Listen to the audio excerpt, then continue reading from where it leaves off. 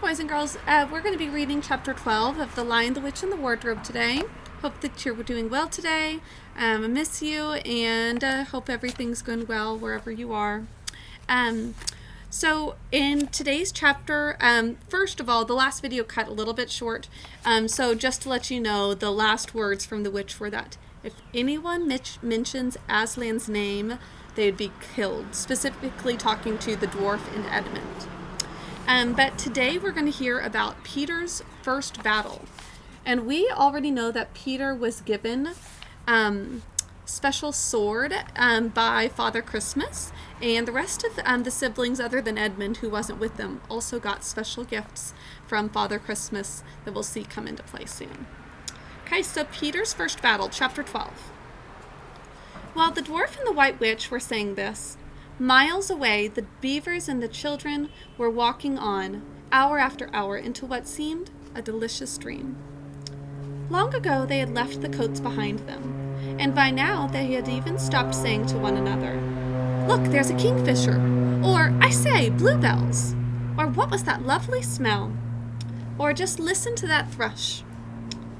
They walked on in silence, drinking it all in, passing through patches of warm sunlight into cool green thickets, and out again into wide mossy glades where tall elms raised the leafy roof far overhead, and then into dense masses of flowering currant, and among hawthorn bushes where the sweet smell was almost overpowering.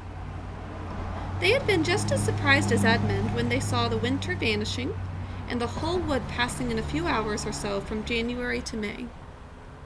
That would be pretty amazing to see, wouldn't it? In the course of just a few hours, it's going from the dead of winter to springtime. They hadn't even known for certain, as the witch did, that this was what would happen when Aslan came to Narnia. But they all knew that it was her spells which had produced the endless magic. Spring began that something had gone wrong. When this magic spring began, that something had gone wrong, and badly wrong, with the witch's schemes. And after the thaw had been going on for some time, they all realized that the witch would no longer be able to use her sledge. After that, they didn't hurry so much, and they allowed themselves more rests and longer ones. They were pretty tired by now, of course, but not what I'd call bitterly tired. Only slow and feeling very dreamy and quiet inside, as one does when one is coming to the end of a long day in the open. Susan had a slight blister on one heel. They had left the course of the big river some time ago, for one had to turn a little to the right, that meant a little to the south, to reach the place of the stone table. Even if this had not been their way, they couldn't have kept to the river valley once the thaw began, for with all that melting snow, the river was soon in flood. A wonderful roaring, thundering yellow flood, and their path would have been underwater. And now the sun got low, and the light got redder, and the shadows got longer, and the flowers began to think about closing. "Not long now," said Mr. Beaver, and began leading them uphill across some very deep, springy moss. It felt nice under their tired feet, in a place where only tall trees grew very wide apart. The climb, coming at the end of the long day, made them all pant and blow. And just as Lucy was wondering whether she could really get to the top without another long rest, suddenly they were at the top. And this is what they saw. They were on a green open space from which you could look down on the forest, spreading as far as one could see in every direction, except right ahead. There, far to the east, was something twinkling and moving. "By gum," whispered Peter to Susan, "it's the sea." In the very middle of this open hilltop was the stone table. It was a great grim slab of gray stone, supported on 4 upright stones. It looked very old, and it was cut all over with strange lines and figures that might be the letters of an unknown language. They gave you a curious feeling when you looked at them. The next thing they saw was a pavilion pitched on one side of the open place. A wonderful pavilion it was, and especially now when the light of the setting sun fell upon it, with sides of what looked like yellow silk, and cords of crimson, and tent pegs of ivory, and high above it on a pole a banner which bore a red rampant lion, fluttering in the breeze which was blowing in their faces from the far-off sea. While they were looking at this, they heard a sound of music on their right, and, turning in that direction, they saw what they had come to see. Aslan stood in the center of a crowd of creatures who had grouped themselves around him in the shape of a half-moon. There were tree women there, and well women, dryads and naiads as they used to be called in our world, who had stringed instruments. It was they who had made the music. There were 4 great centaurs. The horse part of them was like huge English farm horses, and the man part was like stern but beautiful giants. There was also a unicorn, and a bull with the head of a man, and a pelican, and an eagle, and a great dog. And next to Aslan stood 2 leopards, of whom one carried his crown, and the other his standard. But as for Aslan himself, the beavers and the children didn't know what to do or say when they saw him. People who have not been in Narnia sometimes think that a thing cannot be good and terrible at the same time. If the children had ever thought so, they were cured of it now. For when they tried to look at Aslan's face, they just caught a glimpse of the golden mane and the great royal, solemn, overwhelming eyes. And then they found they couldn't look at him, and went all trembly. They're scared of him because of how respectable he is. He's huge. He's able to hurt somebody, but he's good, and they know that. Go on, whispered Mr. Beaver. No, whispered Peter. You first. No, sons of Adam, before animals, whispered Mr. Beaver back again. Susan, what about you? Ladies first. No, you're the eldest, whispered Susan, and of course the longer they went on doing this, the more awkward they felt. Then at last Peter realized that it was up to him. He drew his sword and raised it to the salute, and hastily saying to the others, "Come on, pull yourselves together," he advanced to the lion and said, "We have come, Aslan." "Welcome, Peter, son of Adam," said Aslan. "Welcome, Susie and Lucy, daughters of Eve. Welcome, he-beaver and she-beaver." His voice was deep and rich, and somehow took all the fidgets out of them. They now felt glad and quiet, and it didn't seem awkward to them to stand and say nothing. "But where is the 4th?" asked Aslan.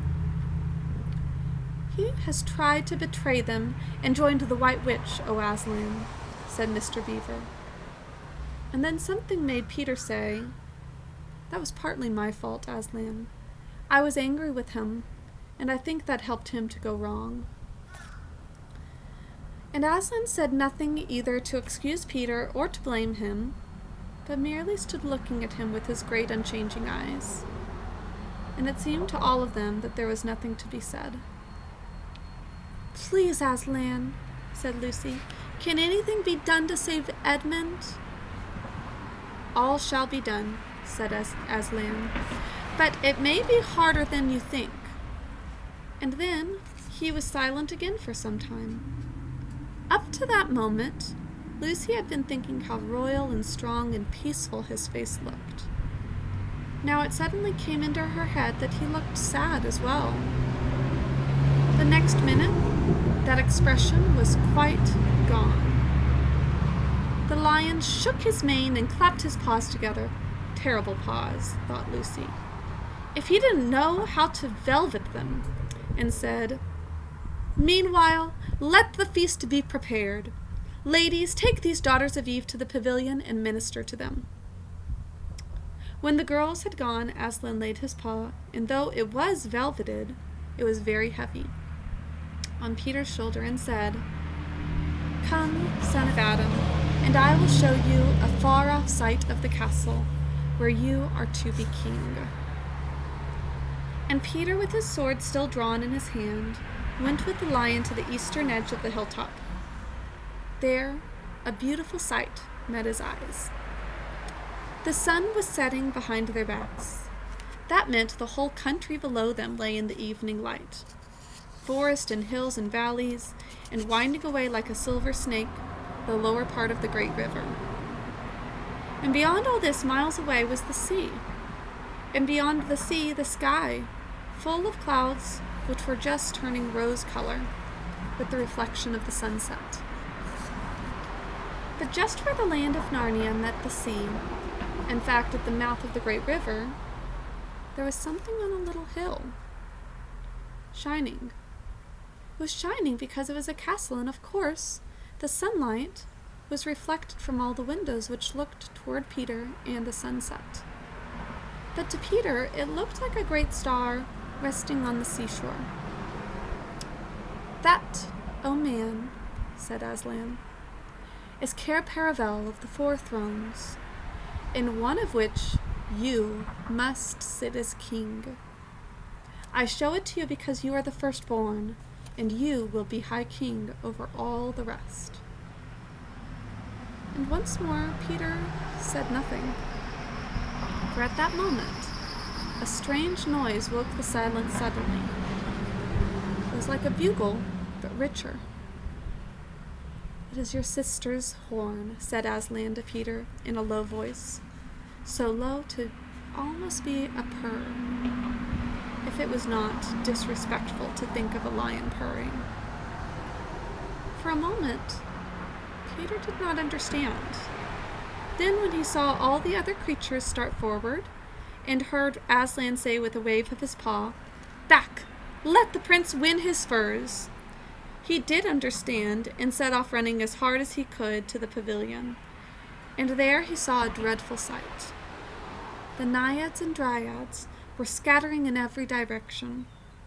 Lucy was running toward him as fast as her short legs would carry her, and her face was as white as paper. Then he saw Susan make a dash for a tree and swing herself up, followed by a huge gray beast. At first Peter thought it was a bear. Then he saw that it looked like an Alsatian, though it was far too big to be a dog. Then he realized that it was a wolf. A wolf standing on its hind legs with its front paws against the tree trunk, snapping and snarling. All the hair on its back stood up on one end. Susan had not been able to get higher than the second big branch. One of her legs hung down so that her foot was only an inch or two above the snapping teeth. Peter wondered why she did not get higher, or at least take a better grip. Then he realized that she was just going to faint, and that if she fainted, she would fall off. Peter did not feel very brave. Indeed, he felt he was going to be sick, but that made no difference to what he had to do. He rushed straight up to the monster and aimed a slash of his sword at his side. That stroke never reached the wolf.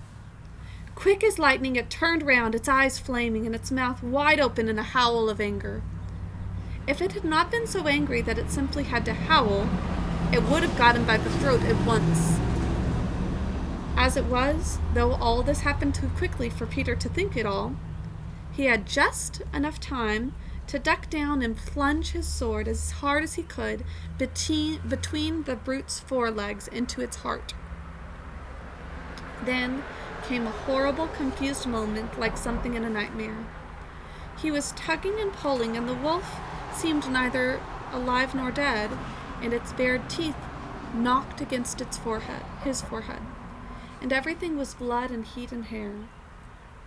A moment later he found that the monster lay dead, and he had drawn his sword out of it and was straightening his back, rubbing the sweat out of his face and out of his eyes. He felt tired all over. Then, after a bit, Susan came down the tree. She and Peter felt pretty shaky, and when they met, and I won't say there wasn't kissing and crying on both sides, but in Narnia no one thinks any of the worse of you for that. after something as terrifying as what happened. "Quick, quick!" shouted the voice of Aslan. "Centaurs, eagles! I see another wolf in the thickets! There, behind you! He has just darted away. After him, all of you! He will be going to his mistress. Now is your chance to find the witch and rescue the fourth son of Adam." And instantly, with a thunder of hooves and beating of wings, a dozen or so of the swiftest creatures disappeared into the gathering darkness. Peter, still out of breath, turned and saw Aslan close at hand. "You have forgotten to clean your sword," said Aslan. It was true. Peter blushed when he looked at the bright blade and saw it all smeared with the wolf's hair and blood. He stooped down and wiped it quite clean on the grass, and then wiped it quite dry on his coat. "Hand it to me and kneel, son of Adam," said Aslan. And when Peter had done so, he struck him with the flat of the blade and said, "Rise up, Sir Peter Wolfsbane, and whatever happens, never forget to wipe your sword." Okay, that's the end of chapter 12. The next chapter that we'll be reading is The Deep Magic from the Dawn of Time. Okay, I will talk to you later. Bye.